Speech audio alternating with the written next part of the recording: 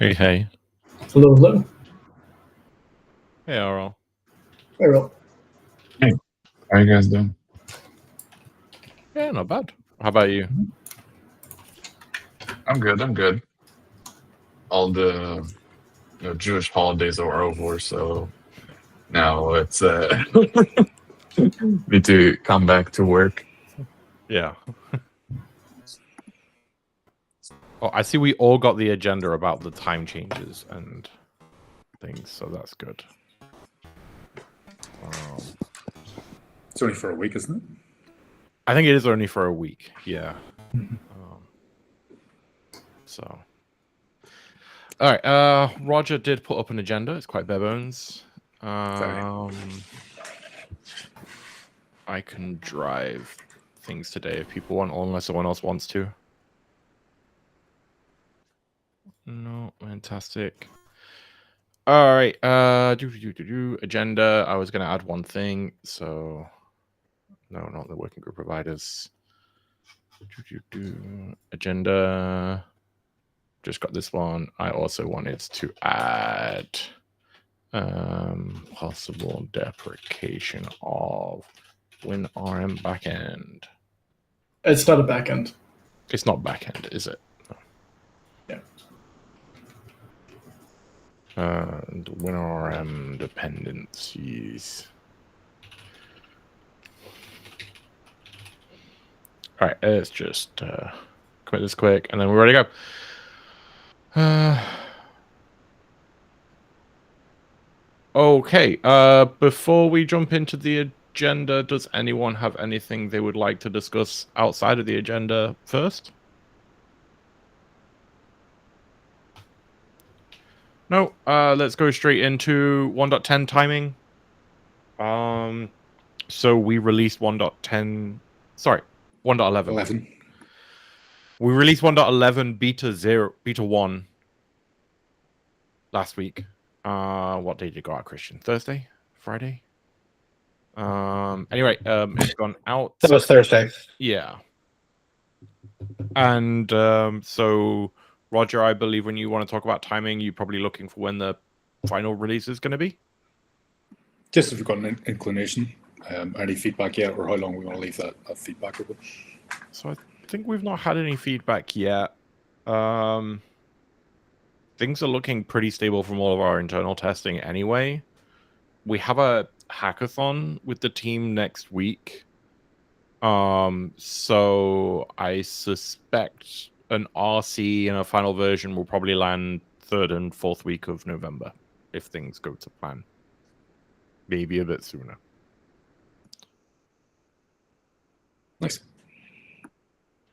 Is there any reason? Sorry. I was just going to say, could that then possibility of landing with OpenTofu Day? Oh, that's a good point. The OpenTofu Day is 2nd week of November, right? Yeah. Or if we're looking to get some more feedback, maybe we just shout out that you've got 1 week left or something. We don't tend to get a ton of beta feedback, so we could do, like, if we did the RC next week, if we felt comfortable doing that, then we could potentially push the release on the day, on OpenTofu Day. That's really pushing it. Yeah. If we got an RC out end of this week, maybe we could push it through. So we do a release candidate Thursday, Friday this week, and then a final version for the day of OpenTofu Day, which is a Monday, right? Normally they are. I think we could push that. Let's see what we can do. If not, we can say this week, OpenTofu Day, right? Okay. Is it Sounds a problem that we're not getting a ton of beta feedback? Is that something that needs addressing? It's something that we're trying a different approach with this time. So, on our blog post, we're asking for feedback. Before, we've always been asking for feedback, like go to this GitHub issue about this specific item and give us feedback, or we send people to the new issues form. And we felt that was a little bit of an overhead and a little bit scary. So now to ask for feedback, we've opened up a GitHub discussion on the OpenTofu org, and we're just directing people there in general for all feedback around the beta, and we'll see how it goes. It's just early days. We are seeing that people are downloading the beta. We are seeing that people are downloading the nightlies, but we're just not hearing much. I've had one piece of positive feedback, which was they used it and they're glad all the ephemeral stuff worked. So sometimes no feedback is good. Yeah. It's our perennial problem of, hey, it works. Why would I give feedback? Yeah. Right. Going on to 1.12 features. So I don't believe we have a large roadmap right now for 1.12. Do you want to pull up what we've got so far? Yeah, let me find it. The milestone, right? Yeah. So if we're going to our OpenTofu repo, 1.12 milestone.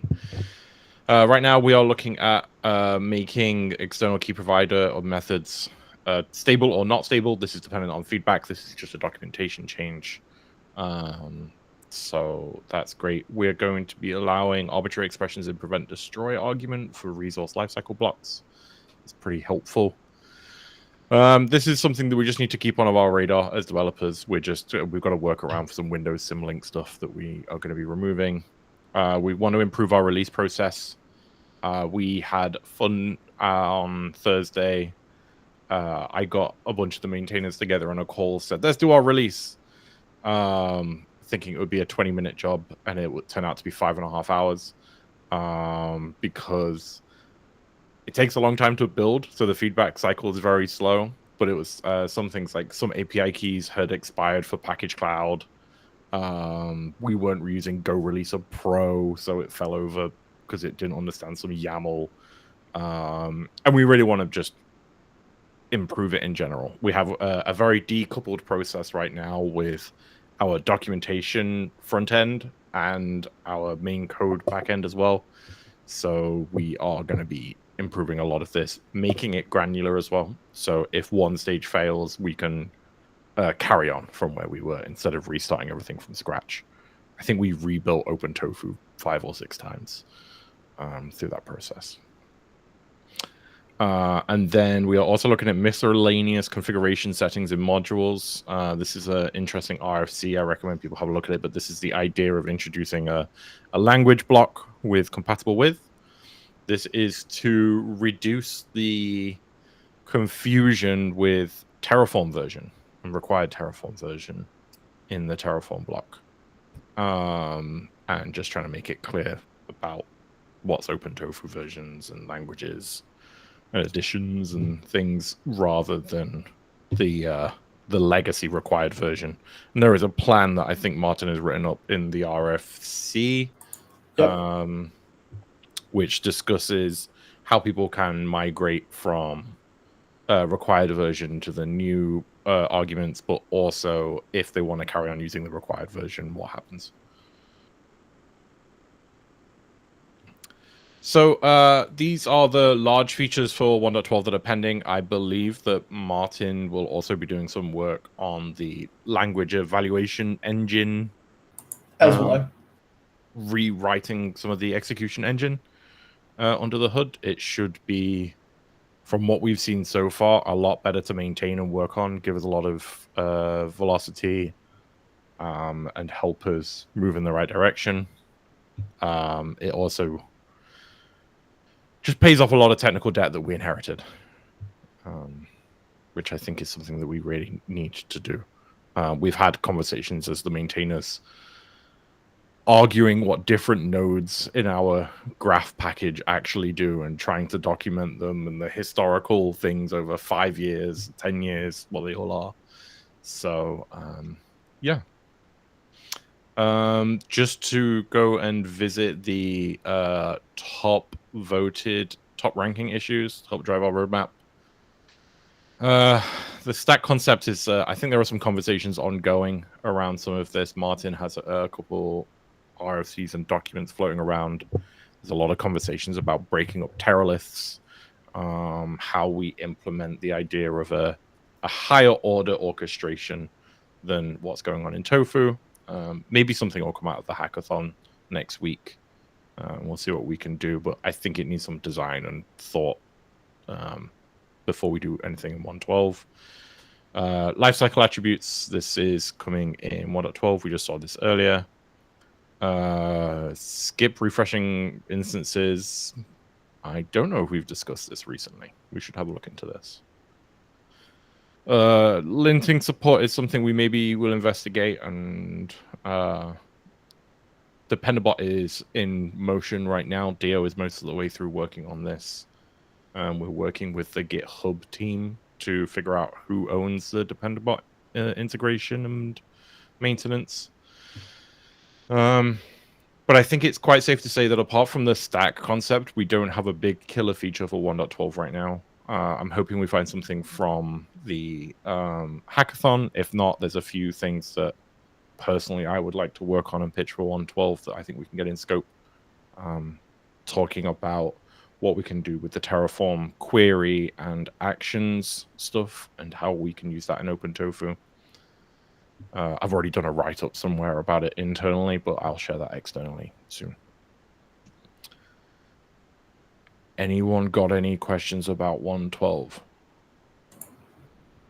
I just wanted to say that I've got a screenshot from the last OpenTofu day that I used as part of my presentation, and I realized I had to update it because most of the stuff on that list was crossed off and completed, which is a good sign. So between last OpenTofu day and this one, I think the top 7 or 8 critical top voted issues and bugs were completely resolved, which is fantastic. Yeah, it's nice to see that we're working through this and it's driving our roadmap. So, cool. So, that is everything about 1.11 and 1.12. As I said, we have a hackathon next week. One of the things we learned from our last hackathon is we would have liked our devs to do a write-up on what they did and share it somewhere so we can bounce around some ideas. Maybe we do some blog posts. I just remembered this now, so I'm going to go talk to the maintainers about it next week. All right. This is the third item here on the list is something that the team just picked up on the ticket triage meeting an hour ago. We were investigating this the last 2 weeks, actually.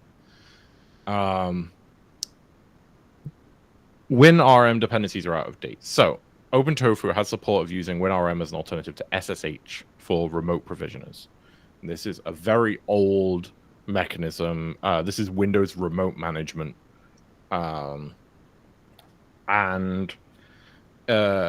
We've implemented it in such a way that it relies on a lot of third-party dependencies, and no one's really kept things up to date. We tried to update them. We found some problems. And what we don't know is how many people are actually using this. We suspect it's a very, very small amount just from gut feeling. And we wanted to raise to the TSC a proposal that we deprecate support for this.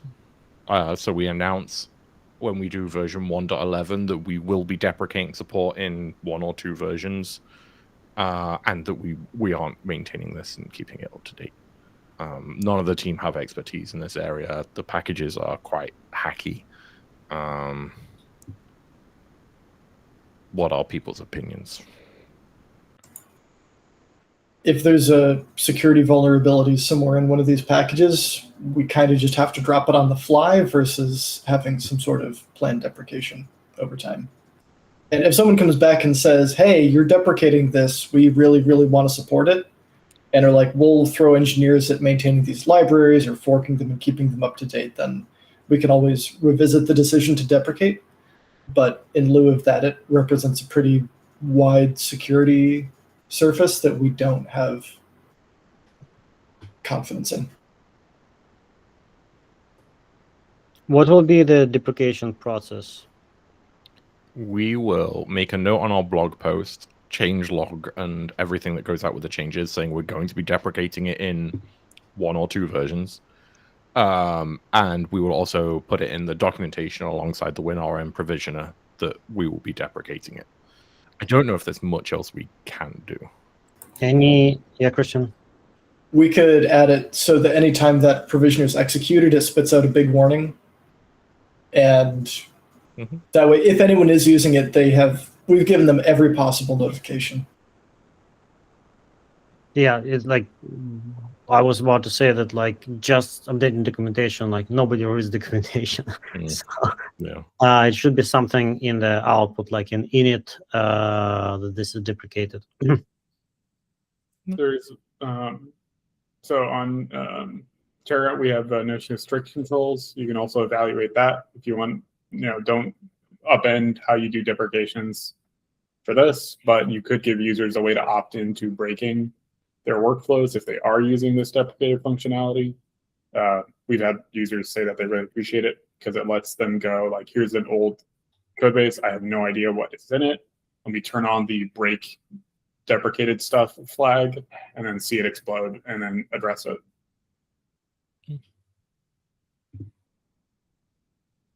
That's something we could do. We can investigate. Maybe as part of the other work in 1.12 around language and experiments, we also look at language and deprecations and build something in.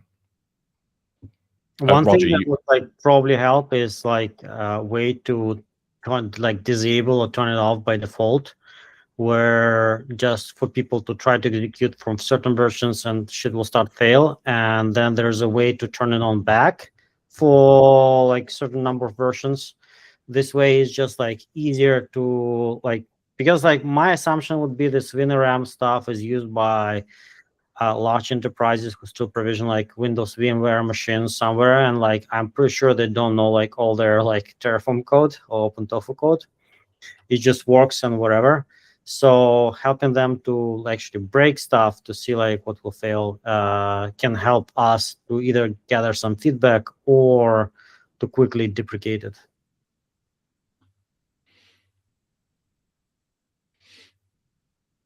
I agree it would work to disable it for people and give them a way to turn it back on. On a personal level, I don't know how I feel about pissing people off just to get feedback. Oh no, it's just part of deprecation. We still announce deprecation. It works then we saying starting from version 1.13, it will be turned off by default, but you can always fall back. And then after 1.15, for example, you cannot turn it back on. It's gone. Okay. Just multiple passes at providing information. So. Yep. Because nobody reads the logs half the time either. Never mind documentation. So whenever it breaks in the release that has some sort of flag around it, then yeah, they can turn it on for another bit, but they know that they need to do something in the next 6 months. Okay. Also, I know it's not our expertise, but if you can provide a migration guide for customers that are using it or users that are using it to set up the OpenSSH or whatever this says, that there's a forked version of OpenSSH on Windows that users can use, just giving them that in the deprecation warning, being like, hey, you're using deprecated functionality, here's a step-by-step guide to stop. Should make people feel a lot better about the deprecation. Yeah. Okay. There's an easy guide how to migrate from Windows to Linux. Christian and Larry can tell you that that was literally my solution for something else earlier today in the triage meeting. Like the point here is like my concern is like this feature probably used by like large enterprises that we don't want to piss off. So like, and this like gradual deprecation turn off like back off, it's like a standard practice for like all enterprise software. Like love it or hate it, but it is what it is. So like we won't be unique here, or so it's a kind of like common approach. My suspicions is that remote provisioners are already not used much anyway. Never mind the WinRM1, but there may be one or two. We don't know because we have no analytics. We're in the dark. Okay, It's like sounds like I a plan. open like a can of worms, but like let me know if you want to just add it to the next discussion. But like, what's our current take on like adding some sort of like opt-in analytics? It's not allowed under the Linux Foundation, under the CNCF. No. Gotcha. Okay. Unless we have explicit permission for the CNCF and a very good reason to gather any analytics, we're not allowed to. Gotcha. Okay, makes sense. Explain that further, because like OpenTelemetry is part of it, and there is an OpenTelemetry integration in OpenTofu. So what are the parameters under which telemetry is not allowed for a CNCF project? So this is a very good point. I specifically called the OpenTelemetry support in OpenTofu tracing because it's not to be confused with analytical telemetry about how people are using our application. And I tried to separate these two concepts. Can we use to trace it what functions are being used and what not? No, I mean, again, that would require somebody to actually report that, and the reporting isn't automatic. Yeah. So the whole idea is you configure your own sync for the data, and you can inspect it. So there's nothing. Okay. The other side of things is OpenTofu as a project does not want analytics. We should not be handling analytics. That is a can of worms we do not want to open. You imagine blowback from the community we've had so far? That will be a shitstorm we were completely unprepared for. On the other hand, tacos are in a different position where they have agreements with customers in what they're running, how they're running OpenTofu. And if tacos wanted to instrument OpenTofu and collect those statistics and use those internally or report some information back to the OpenTofu project, that's a different concern. So there are hooks for telemetry and tracing within OpenTofu, but they are intentionally designed to never, like when we introduced this, we explicitly said this will never come back to our own servers as the OpenTofu project. It is up to you or your service provider that runs OpenTofu to deal with how these things are configured and where that data goes. Okay. Do we have like a page in the OpenTofu website, like detailing this like data privacy stuff? Yeah, I think I put in the documentation very explicitly that these will never send any data to OpenTofu servers. We are not tracking application analytics. I believe it's both in the original RFC for this feature and for the documentation that we've published. We tried to be quite explicit about it because it's a nightmare.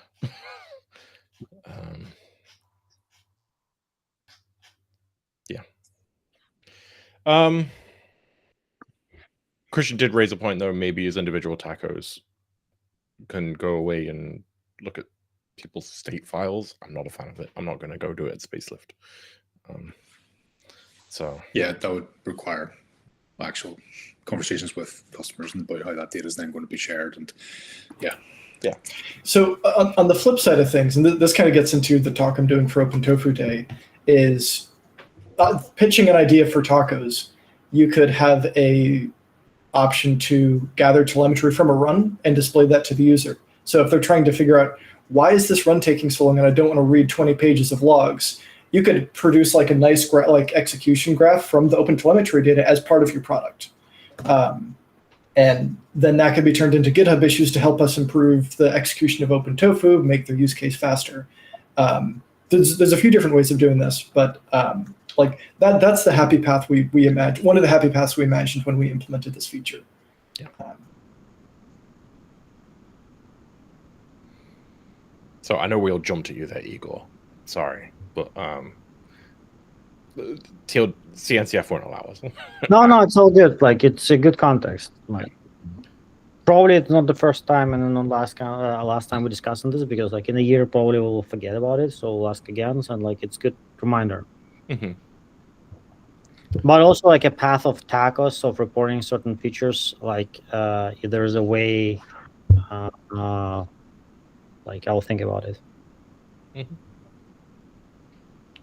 I think it does highlight the need to like design good pathways for users to opt in to sending feedback. So if the issue is that we have people using betas and we don't know whether or not they're using it, maybe the explicit ask is, if you tried the beta in a lower environment, click thumbs up here on this link so that we know that you've tried it. Like, being very explicit that you need user interaction for any signal to come back to us. Yeah, and I think we need to That's lower that interesting. barrier as much as possible. So it needs to be anonymous page, even, because we don't care who's giving this feedback. But it's just, I don't want PII, because we've got to worry then about GDPR and a bunch of things like this. That's a nightmare. I literally would love just a thumbs up or a thumbs down or a 0 to 10. How are you getting on with OpenTofu? Form. Maybe we could just pull a form into the OpenTofu org website.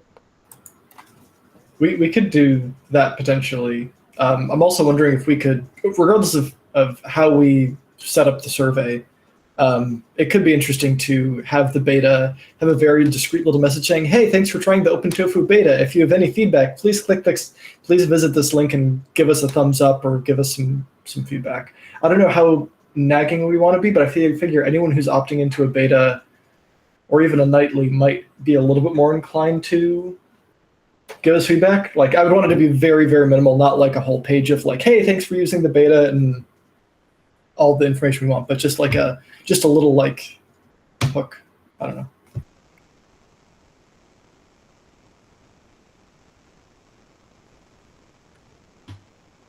Does anyone feel passionate enough to open up an issue about this?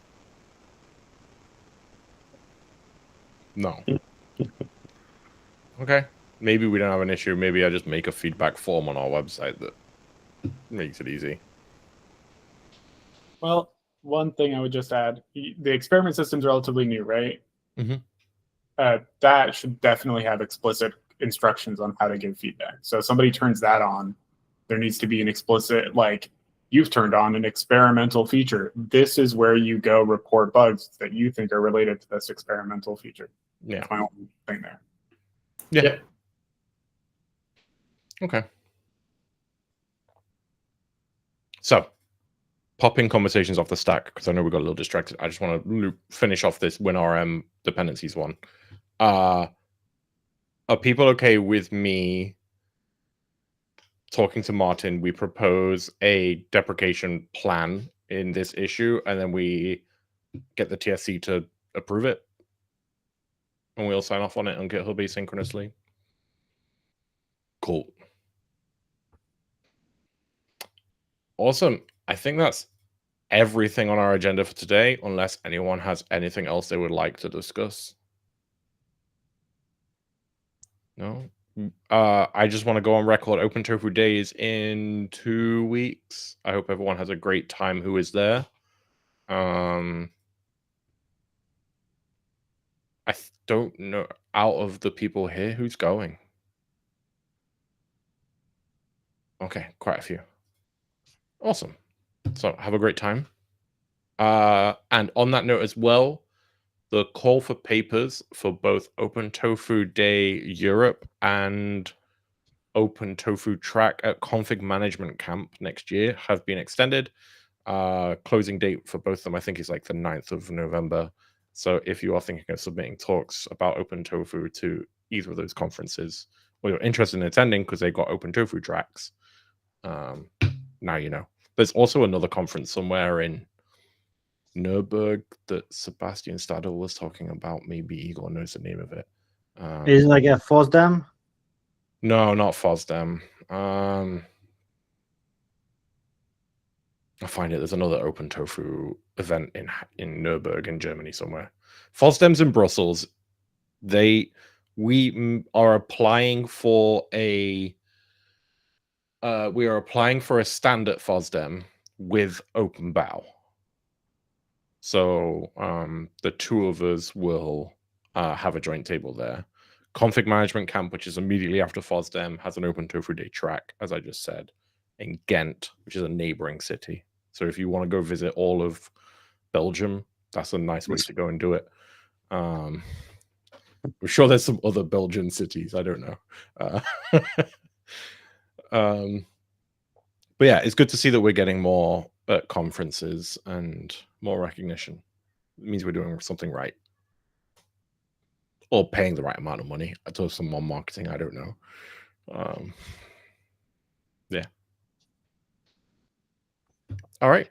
That's good. Are we so actually with the amount of people that are gonna be at KubeCon? I only saw people who moved a little bit, by the way, because Google cut off everything but your faces. Are we canceling next week? Next TSC meeting in 2 weeks? Might make some sense. Yeah, I don't think I won't be there. Yep. Because I think you all raise your hand apart from me and Igor, right? Yep. We can cancel one in 2 weeks then, and I'll put out a notice about that. Okay. All right. Have a great evening, afternoon, everyone, morning. Thanks, everyone. Have a good one. Yep. Thanks all. Bye, all. Bye. Hi guys.